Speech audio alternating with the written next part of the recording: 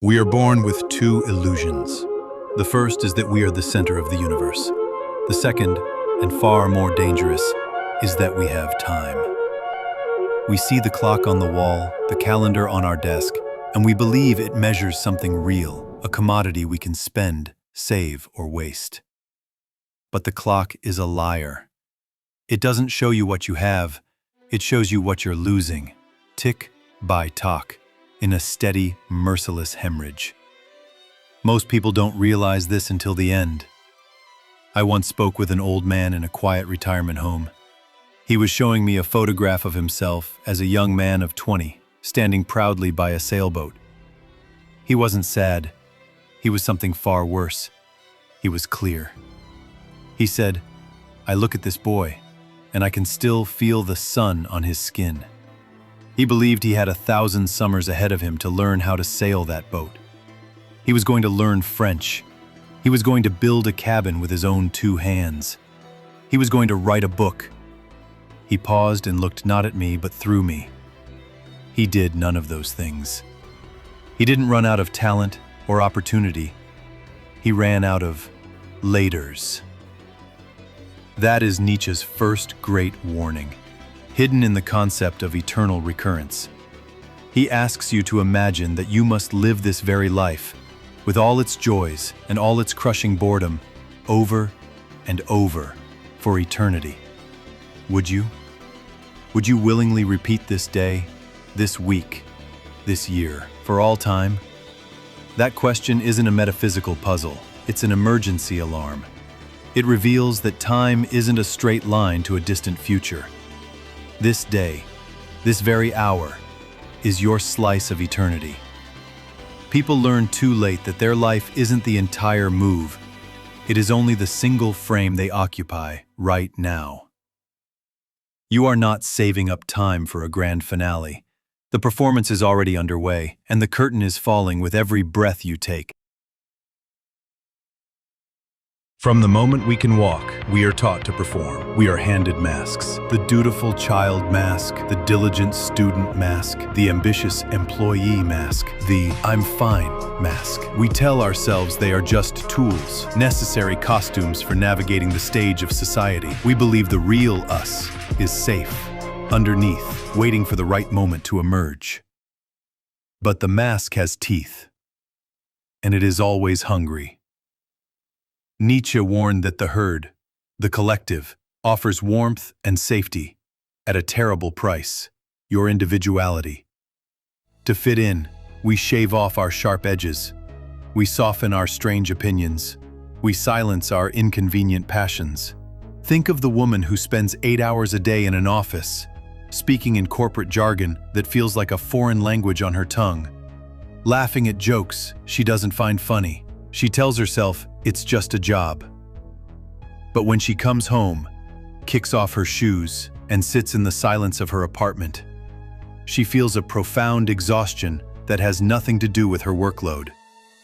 It's the exhaustion of holding a pose, of flexing muscles of conformity all day long. The person she is in that office is slowly, surely, strangling the artist, the traveler, the philosopher she is when she's alone. People learn too late that who they pretend to be, they eventually become. The persona you adopt to be liked, to be accepted, to avoid conflict, starts as a convenience and ends as a prison. The muscles that control your true face atrophy from disuse.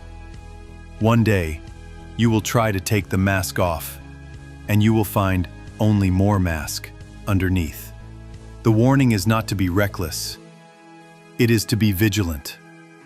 The real you, that quiet, quirky, sometimes inappropriate inner voice, is not a problem to be managed. It is the only thing you truly have. Do not let it starve. Look around at the life you've built, your steady job, your familiar routine, the friends you've had for years, the shows you watch, the food you eat. It's comfortable. It's safe. It is a fortress you have built against the chaos of the world. And it is the most dangerous place you will ever live. We are biologically wired to seek comfort and avoid risk, but we are spiritually designed to grow. And growth cannot happen without friction, without danger. People learn this too late, when they find themselves trapped in a life that is perfectly fine, yet utterly dead. I knew a man who had a dream of being a chef, not a famous one, just a man who ran a small, beloved bistro. But the risk was too great, so he took a secure government job. For 30 years, he received a steady paycheck, good benefits, and a predictable schedule. He built a fortress of security. But on the day he retired, his colleagues threw him a party. As they gave speeches about his reliable service, he felt a cold dread wash over him. He hadn't built a fortress. He had built a cage. A beautiful, comfortable, gilded cage, where his dream had quietly withered and died. He had so successfully avoided all risk of failure that he had also eliminated any possibility of true, soul-level success. Nietzsche's philosophy is a call to the tightrope walker. The ground is safe, but the view is non-existent.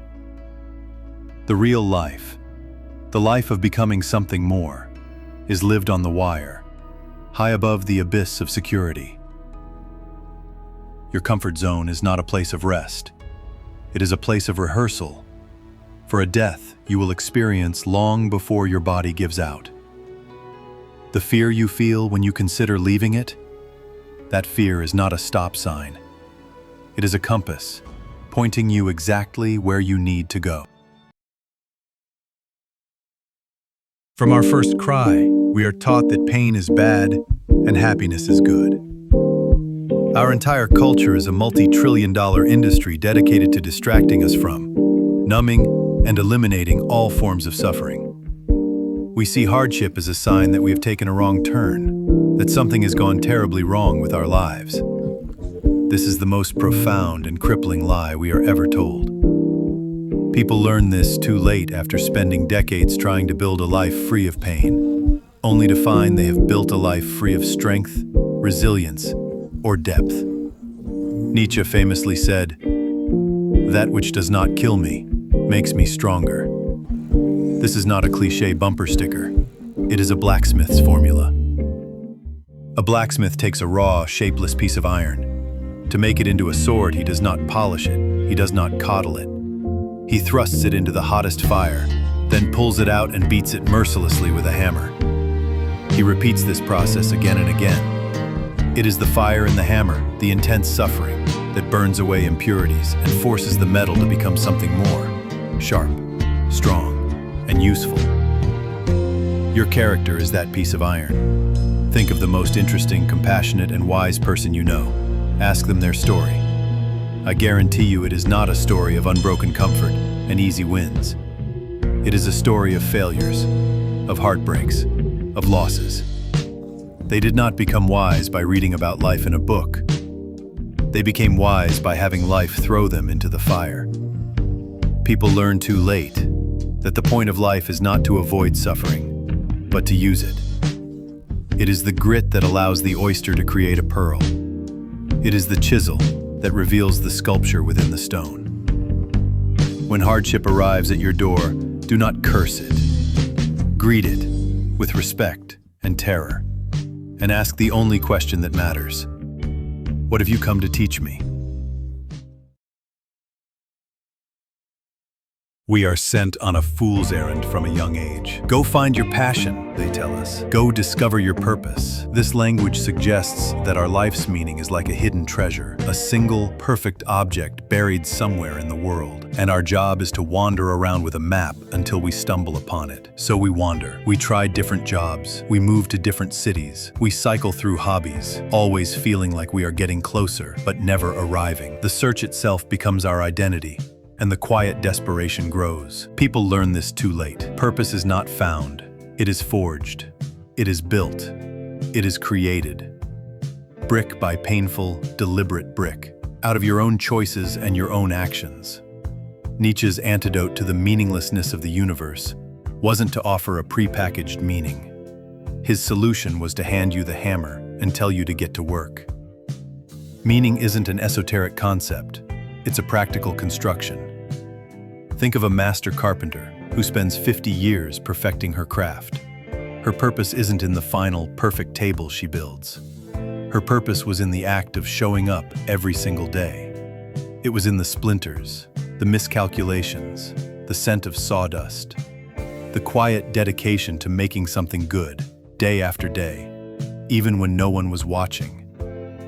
Her purpose wasn't a discovery, it was a discipline. Stop searching for a magical calling. Instead, pick a direction. Pick something difficult and worthy, and then dedicate yourself to it. Build a skill, create a body of work, raise a family with intention, master a craft. The act of creation, of imposing your will and care onto a chaotic world, is what generates meaning. You do not discover your purpose, you build it, and in the process, it builds you. Of all the decisions you make, none will shape the texture of your daily existence more than the person you choose to share it with. We often treat this choice with a strange mix of fairy tale romance and casual indifference. We look for chemistry, for shared interests, for physical attraction. These things are not unimportant, but they are the paint on the walls of a house. They are not the foundation. People learn this too late when they wake up 10 years into a relationship feeling utterly alone, sharing a bed with a stranger who knows all of their habits but none of their secrets. They chose a partner, but they did not choose a comrade for the difficult journey of life. A true partner is not someone who just makes you feel good. They are someone who challenges you, who holds you accountable to the person you claim you want to be. They are the one person who has seen your ugliest, weakest, most pathetic self and still decides to stand with you. Nietzsche spoke of friendship as a sacred bond, far beyond mere companionship. This applies tenfold to a life partner. Think of it this way. Choosing a partner is like choosing the co-pilot for a treacherous, decades-long flight. Would you choose someone based on how they look in the uniform or on how they handle terrifying turbulence? I once saw an elderly couple, married for over 60 years, dealing with a flooded basement. There was no blame, no panic. They just moved with a quiet, practiced rhythm, a team that had faced 1,000 bigger storms than this one. They were not just in love, they were in alliance. When you choose your person, do not just ask if they make you laugh. Ask if they will tell you the hard truth. Ask if they will fight alongside you. Ask if they have the strength to see you at your worst and the courage to help you climb back to your best. Because you are not just choosing a person, you are choosing your life.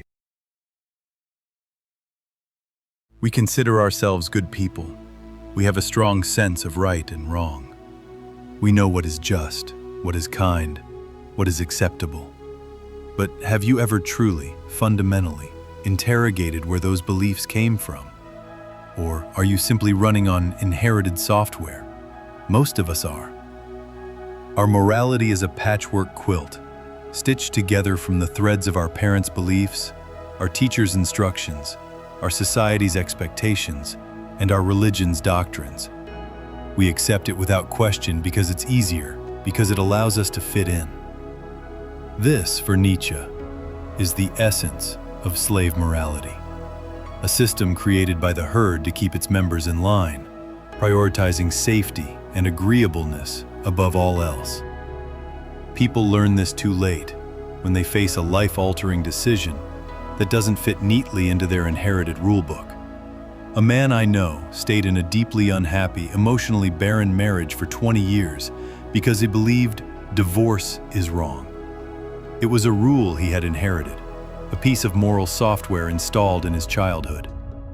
He suffered, his wife suffered, his children grew up in a house devoid of love. He was being a good man according to the rules, but he was causing immense quiet harm. One day the pain became too much, and he finally left. It was the hardest thing he ever did. He was judged by his community, but for the first time in his life, He had made a choice that was authentically his own, based on the reality of his own existence, not on a pre-written script. He had to go beyond good and evil, as it had been sold to him, and create his own value. Nietzsche's warning is this: until you put every single one of your beliefs on trial, until you can defend them with your own reason and experience, they are not yours. You are merely a puppet, and your morality is just the set of strings someone else is pulling. This is the final lesson. It is the one that separates the readers of philosophy from the livers of it. You can watch this video. You can read every book Nietzsche ever wrote. You can have the most profound, earth-shattering epiphanies in the quiet of your own mind. You can plan, you can dream, you can journal. You can construct the most magnificent blueprint for a new life. And absolutely nothing will change. Because the universe does not reward thought. It only rewards action. We are seduced by the feeling of progress that comes from understanding. We mistake the map for the journey. We believe that because we have diagnosed the problem, we have somehow solved it. This is the ultimate trap. People realize this too late when they are on their deathbed, and their mind is a beautiful library of unread books, a grand museum of unlived adventures. They were the person who was always about to start the business. They were planning to travel. They were going to write that novel. Their potential was immense, but it remained just that, potential. It was a promissory note they never cashed. Nietzsche's ideal, the Übermensch or Overman, is not a thinker. He is a creator. He is a doer. He treats his own life as his ultimate work of art. An artist does not become great by thinking about painting. He becomes great by picking up the brush day after day, especially when he doesn't feel like it, and confronting the terrifying emptiness of the canvas. This is the final brutal warning. All this knowledge, all these realizations, they are worthless until they are translated into movement.